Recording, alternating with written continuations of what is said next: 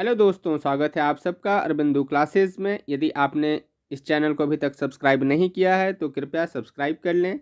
आज हम बात करने वाले हैं लोकेशन इन न्यूज़ दिसंबर 2021 के बारे में, और यह है उस सीरीज़ का पहला पार्ट। आज का पहला न्यूज है ग्रेट ग्रीन वॉल इनिशिएटिव के बारे में। इसे लॉन्च किया गया था 2007 में अफ्रीकन यूनियन के द्वारा, और इसका एम था 100 million hectare of degraded land को रिस्टोर करना, 200 मिलियन टन्स ऑफ कार्बन को सिक्वेस्टर करना, एंड साथ ही 10 मिलियन नए जॉब्स क्रिएट करना by 2030 in the Sahel region. Sahel region वह होता है जो सहारा डेजर्ट के सदर्न पार्ट में है। इसका मुख्य उद्देश्य यह था कि इन जो लैंड डिग्रेड कर रहे हैं due to expansion of Sahara desert southward, उसको रोका जा सके। बट आज लगभग 14 साल गुजर गए इसको लॉन्च हुए, और आज स्थिति ऐसी है कि अभी रिपोर्ट में पाया गया 2007 से 2019 के बीच मात्र 4 million hectare of degraded land को ही रिस्टोर किया जा सका है, और इसका मेन वजह रहा है फाइनेंशियल रिसोर्स का क्रंच। एंड इस रीजन में, सहेल रीजन में टोटल 11 देश हैं जिसको कि इस इनिशिएटिव के अंदर शामिल किया गया है। इनमें ये 11 देश हैं: Burkina Faso, Chad, Djibouti, Eritrea, Ethiopia, Mali, Mauritania, Niger, Nigeria, Senegal and Sudan. इन सारे कंट्रीज़ को हम एक बड़े मैप पर भी देख सकते हैं। मॉरिटानिया, माली, नाइजर, चाड। एमएनसी से आप इन तीनों कंट्रीज़ को याद रख सकते हैं, माली, नाइजर, चाड। और फिर सूडान, जिसका की बॉर्डर आपको सी से लगता है, सेनेगल, बुर्किना फासो, नाइजीरिया। और फिर हैं 3 ये हॉर्न ऑफ अफ्रीका के कंट्रीज़, इरिट्रिया, जिबौती एंड इथियोपिया।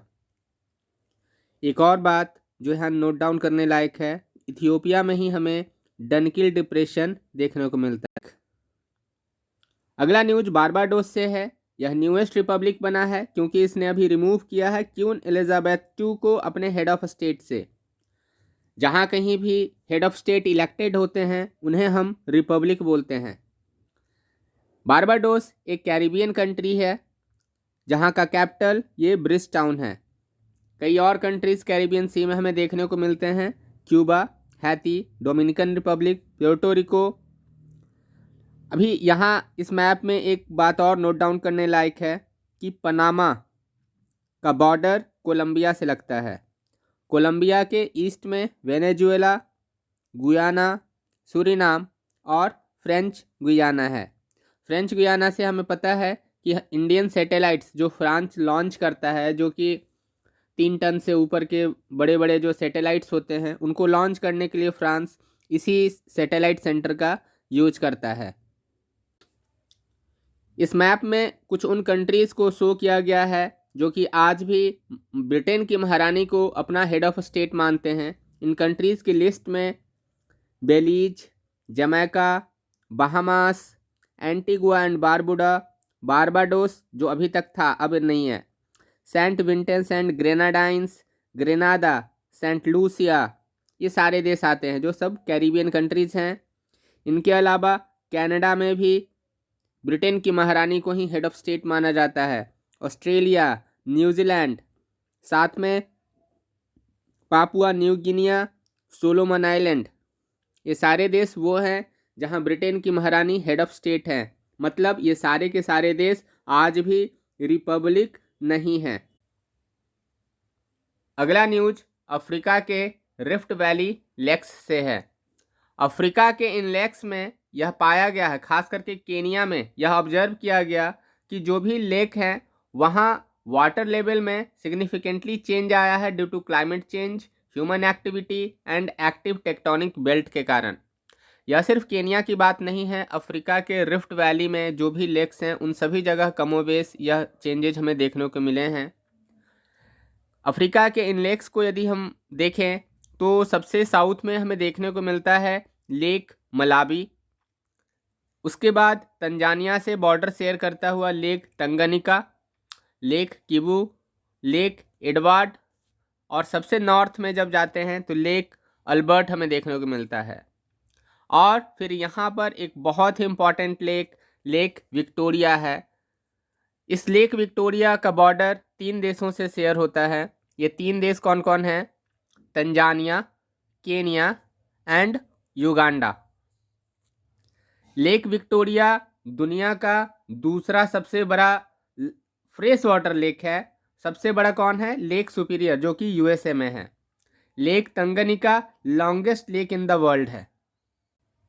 अगला न्यूज कैनरी आइलैंड ग्रुप से है। कैनरी आइलैंड ग्रुप के एक आइलैंड ला पामा पे एक वोल्केनो, कोम्ब्रे वेखा वोल्केनो का इरप्शन होता है।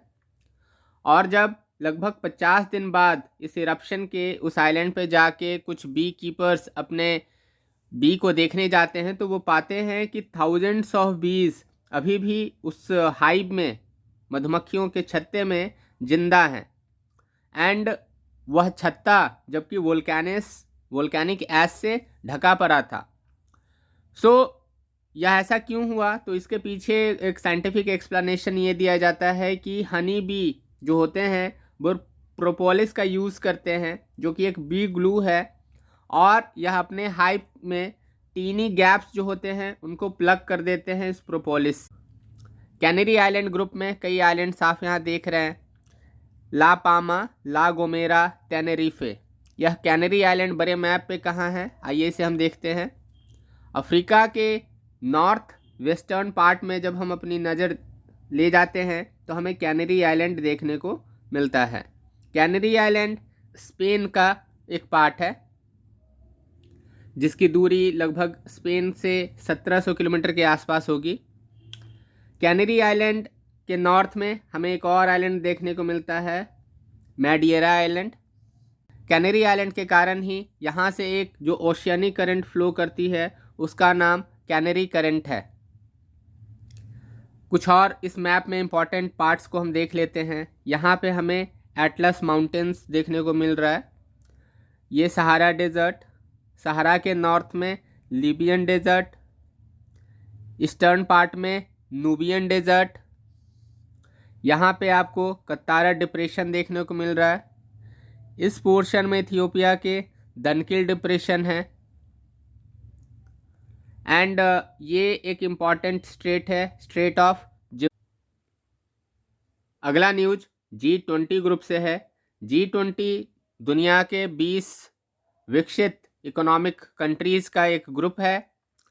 इस ग्रुप में कई सारे मुल्क मिलेंगे जिनका कि हम आगे चर्चा करेंगे। फिलहाल न्यूज यह है कि G20 के ट्रोइका में इंडिया अभी शामिल हो चुका है।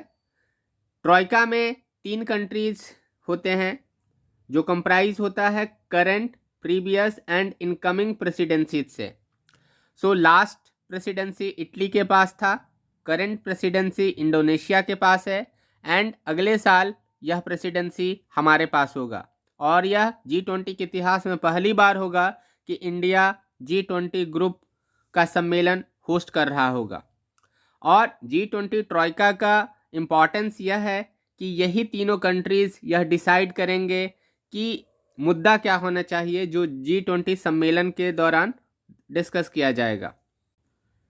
इस मैप में हम देख सकते हैं इन G20 ग्रुप में जो भी कंट्री हैं उन कंट्रीज़ को, और यह इम्पॉर्टेंट है क्योंकि यूपीएससी ने इन कंट्रीज़ के बारे में सवाल ऑलरेडी किया है कि इस ग्रुप में कौन कौन शामिल होते हैं।